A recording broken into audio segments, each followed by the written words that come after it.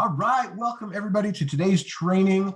My name is Jeremy Jenkins, and I'm super excited about today's training because we're going to talk about getting a yes. That's what this is all about.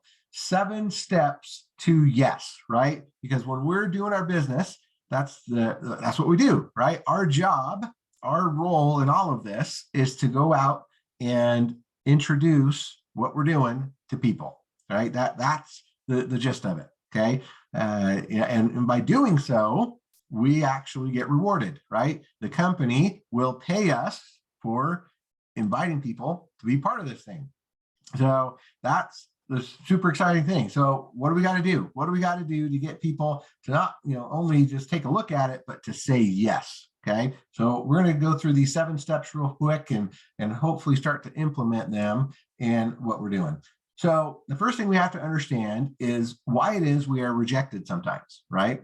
So, in the beginning, especially, it really has a lot to do with a lack of posture, right? It's the word I like to use, posture, or, this idea of the confidence that we have in ourselves and in the product and in the company, okay? So if you're being rejected a lot, okay, with the excuses, for example, that maybe they don't have the money to do it, that it's a scam or whatever, it usually comes from, number one, doing what most newcomers do, which is you're prospecting down the economic ladder instead of looking up, right? Instead of looking for professionals and people of influence, you are looking for people that you feel like you have more influence over, so that you don't have to worry about their opinion if they reject you. Okay. Now, this is a big mistake, but it's typical, right? And everybody does it. Okay. It's a lot easier to say, I'm kind of, middle of the road, maybe, right? Like maybe I'm a 6. And so I'm going to prospect down to people who are maybe, 5s and 4s and 3s and stuff, right? Of course, I'm going to, not worry about the 1s because I know they're dirt poor and they don't have any money and they're not going to do anything. But we tend to do that, right? We tend to look down a little bit instead of saying, you know what, I'm going to look up. I'm going to look for maybe some 7s, maybe some 8s, even a few 9s, right? Ooh, man, that would be amazing if I could get some 9s, but we're too scared, right? We're too shy about it. Like, oh, that 9, he's never going to talk to me, or that 8, she'll never, give me the time of day, right? But that's what we tend to do. Okay, so we want to break free from that. And then the second thing is maybe we're not quite a 6, right? We're not maybe doing so hot with our own finances. And so we project it by how we speak and how we act, right? So we're lacking that posture, right? And maybe we're thinking, I'm only a 3, whatever, right? So that's what we got to overcome. And that's what we're talking about today. Okay. So the first thing we got to do is we got to be a mirror. Okay. So once we have decided that we are going to actually looking up the ladder instead of down, we're going to start talking to professional people, right? We got to be similar to that person that we're going to talk to, okay? Why?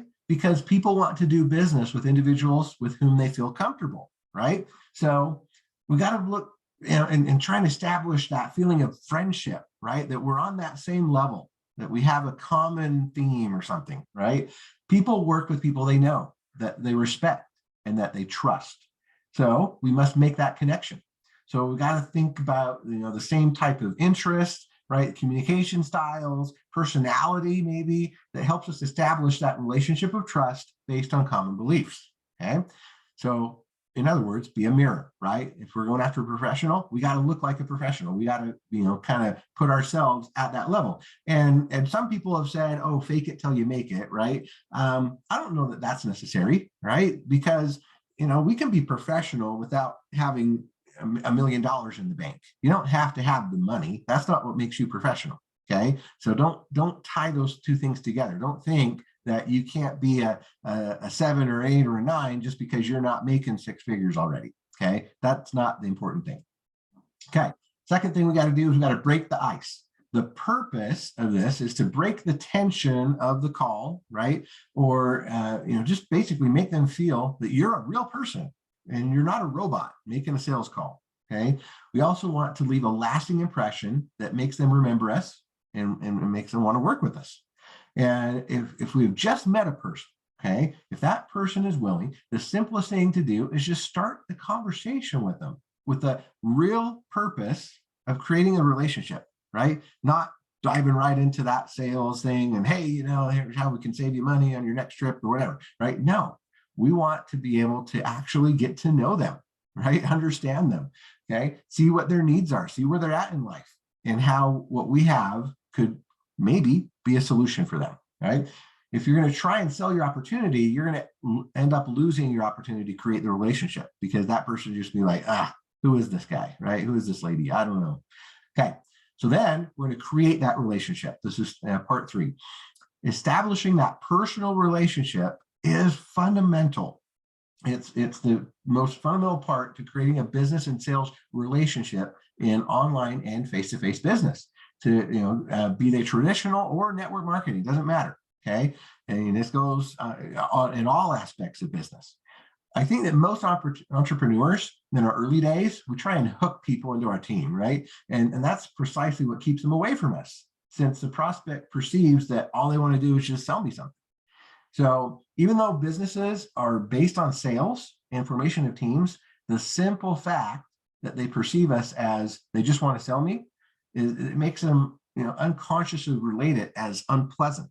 And so they'll reject it without even evaluating it. Okay. So we just got to be real. That's what we got to be. We have to actually be real people, not be scared to, show who we are, what we're about, what our core belief system is, right? Who we are, what's our, okay, I'm married, I got kids, I got grandkids, I got, this is what I do. This is how, who I am. This is what I believe in, right? So they can see you're a real person, right? And then they can relate to you. Okay, then you do validation, right? So the purpose of validation is to be a positive force in their lives and acknowledge them, right? Their experience, their results. For our prospects to want to acquire our products and join our team, we must create a process of value and trust, always building up the industry and transform that great opportunity that will save your life and make you a millionaire into a desire to be part of a team that creates value, affinity, trust, and gives them an actual solution to the problems, right, that they're facing. And it could be anything. It could be economic problem, right? Maybe they're in it for the opportunity. Maybe they want to do it, because they want to make some extra money. Or maybe they just want the product. Maybe they just want to save money. Maybe they just want to, have a different lifestyle and be able to, travel the world and do all those things, right? So I remember once going to a training by an industry professional. His name was Todd Falcone. And Todd Falcone asked that question, right? What do you lead with? Do you lead with the product or do you lead with the opportunity when you're talking to somebody? And everyone was throwing out answers, right? And in the end, he said, well, the answer is it depends. It really does depend. It depends on the person. Your job is to find out which one you should lead with. In other words, start with getting to know them. Start with understanding them, talking to them, seeing where they're at, right? And then you can say, oh, I see that you could maybe use a little extra income. Or maybe, oh, I see that you're already kind of pretty good financially. So maybe what you're looking for is a way to save money and, have fun and have a new lifestyle and all that, right? And be able to travel the world. Okay, so it just depends. You got to get to know them first, in other words.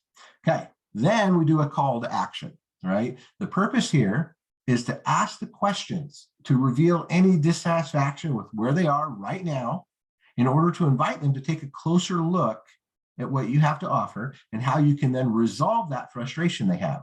Examples could be, hey, is the product that you're working with universal enough? Or, hey, is the compensation plan where you're at, really paying what you're worth? Okay, this is an example of talking to maybe another networker, right? Or maybe, hey, is your opportunity, does it work in all the countries across the globe? Are you able to expand? Are you limited? Different things like that, right? Just kind of finding the pain points that maybe what we offer could be an improvement, right? Or could actually enhance what they're already doing. Okay, and then we want to be different. So our goal here is to connect to them on a deeper level so that when they receive our email or the information that we're going to send them, they remember us and they really want to open it up and understand it, right? They actually, they're looking forward to that email, right? Or that message, that text message. The idea is that they're going to be eager to receive the information because they will already know that it's something that can benefit them. Okay. So we got to stand out.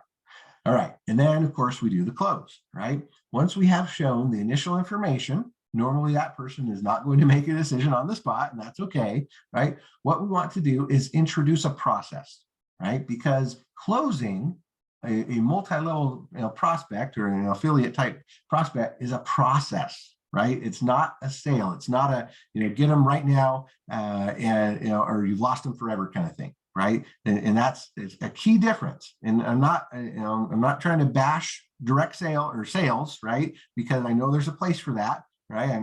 The Kirby guy came to my front door and sold me a vacuum and he conned me into it because he made me feel guilty that, if I didn't buy a vacuum from him, he was going to not go on his trip to Mexico. And so, I broke down and, did the financing and got myself a $2,000 Kirby vacuum that really just sits in the closet now and collecting dust, right? In the wrong way. And so I get it, sales, there's a place for it. And it works in certain situations. But what we're trying to do here is different, right? What we're trying to do here is create this process where we get to know the people and they become team members, right? By getting to know them and creating that value for them and helping them realize that, hey, you know what, this is not just a one-time sale and done. It's something that I'm going to use my influence to then take this and leverage this idea of team building.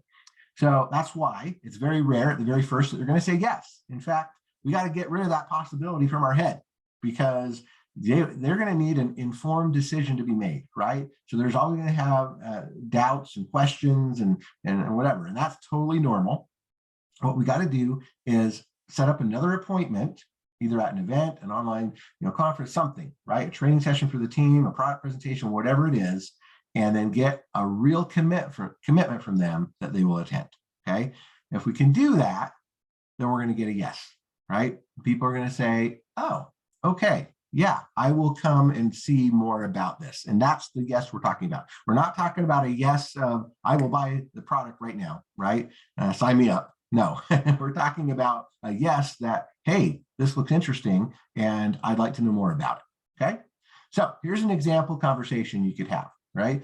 And let's assume that the prospect is a real estate professional, right? These are great people that you could talk to because you can find thousands of them on Google, right? There are tons of real estate professionals out there and they're great because they already know how to talk to people, right? They're very comfortable meeting with people and showing them, taking them on to go see a new house or whatever. And so, yeah, that's what they do, right? These are perfect examples of professionals that we might want to have part of our business. Okay, so let's assume that her name is Rebecca, right? So you call Rebecca. She said, "Hey, good afternoon." You say, "Hey, Rebecca." "Yes." "Hi, this is so and so in your city and state. How's it going?" "Oh, doing really good. How can I help you?" All right. Now you say, "Hi, Rebecca. Hey, I was looking on the internet for professionals in your city, and I found you. I'm part of a company here in your city, and I'm in the process of expanding my operations to your state. Every time I enter a new area, I personally look for the most professional for my business, right? I have a simple question. Are you open to options to earn money outside of what you're doing in real estate?" Rebecca will have three possible answers. She could say yes, no, or it depends, right? So her answer does not matter because you're going to contact a lot of people. And if she's not the correct one, you're going to have hundreds of others that you could call, right? Okay, so if she says yes, you say great, but not too excited, right? Be professional about it. But the next step is then a 10 to 15 minute phone conversation. I'll explain more about what the company, what we do, and what we look for in partners, and we'll see if what we have is, going to work for you and us.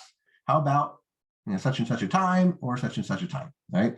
The idea is not to appear too available because the successful always have a full agenda, right? So, so that's what we're trying to do. Just give two options, not just, hey, when can it work, but give two options because now you're having that posture, right? Of, hey, yeah, this is, I'm busy. Which one of these two times, could work for you? Because, otherwise I don't know if I can fit you in, right? Now, if she says no, you just say, "Hey, no problem. I appreciate your time. Have a good afternoon." And just leave it at that. You don't have to beg. You don't have to convince. You just leave it. Okay. Now, if she says it depends, and you say, "Well, it depends on what?" "Well, it depends on what it's about." And you say, I completely understand. And I would say the same. The next step is just a 10 to 15 minute phone conversation. I explain a little bit more about the company, what we do, and what we look for in partners. And we'll see if what we have is going to work for you and us. So how about such and such a time, such and such a date, right? Or you could say, hey, Rebecca, why don't we do this? To respect both of our time, I would like to send you some information by mail or email that explains what we do in my company in detail. Which would be better for you? Okay, now she insists and said, well, what is it? Or what is the name of it, right? You say, oh, the company is such and such, right? Have you heard of it? No, what is it? Well, to be honest, it would be very unfair for me, for my company to give a 30-second presentation, just as it would be less effective for you to give a tour of a house over the phone. So if you're willing to see more, I can send you some information by email or schedule a time where we can talk for about 15 to 20 minutes to see if what we do might be an option for you. Which one would you prefer? So in the end, it's all about posture and numbers. For most, with good posture, you won't have people asking for too much information or making excuses, right? You don't waste your time trying to convince anyone. Remember, there are millions of people that you can talk to. So there is no rejection to worry about. Just remember this, what Bill Britt taught. Bill Britt was one of the first Amway millionaires, right? And he taught this. He said, I showed the plan to 1,200 people, 300 of whom entered. Of the 300, only 85 actually did anything. 35 actually took it more seriously, and only 11 made me a millionaire. So that's what it is, right? True network marketing sales posture really looks like that. Just I'm professional, I'm confident, I know what it is I have, and then we just go out and we talk to a whole bunch of people. And the law of averages indicates that if we do that, if we just show the plan, right, we talk to a bunch of people, eventually we will become millionaires because we will have talked to enough people. So have that confidence, have that posture, have that surety, start looking up instead of down, start looking for 7s, 8s, and 9s, right? Don't be nervous. Don't worry that you're maybe not making $1 million already. Just go out there and do it. Start contacting people, show them what we got, and eventually you will have the success you're looking for. That's how you get to the yeses, my friends. All right, thanks for jumping on today. I know that was short and sweet. If you have any other future questions, let me know. But otherwise, I'll let you get back to your Saturdays. Thanks so much. Have a great day. I'll talk to you soon.